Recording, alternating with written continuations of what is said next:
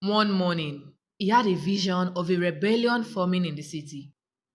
Being a responsible royal seer, he rushed to warn the pharaoh. Unfortunately, he shouted, "A rebellion is coming," while standing right next to a group of mildly dissatisfied workers. They immediately became actual rebels. Another time, he saw Pharaoh's wine was poisoned. He heroically leaped forward to stop him from drinking it. But instead of grabbing the cup, he knocked it into the queen's face. Now, the queen was furious. The pharaoh was suspicious. And Weibre had somehow made himself public enemy number one.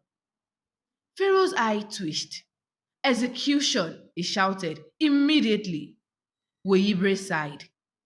Weibre had precisely zero plans for how to survive an execution.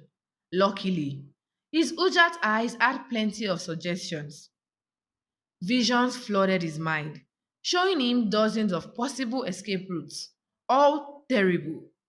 First, he tried disguising himself as a palace guard. Unfortunately, the helmet was two sizes too small, got stuck on his head, and he ran straight into a wall because he couldn't see. Finally, he played dead. He laid perfectly still, arms crossed, expression somber. It might have worked if he hadn't sneezed loudly in the middle of his own fake funeral. But then, his center eye suddenly made something very, very clear.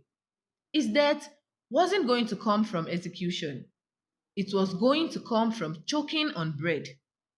Before he could process that horrifying fact, Pharaoh, now thoroughly entertained, grinned and decided to pardon him. As a gesture of goodwill, he handed Weibre a loaf of freshly baked bread. Weibre stared at it in pure terror.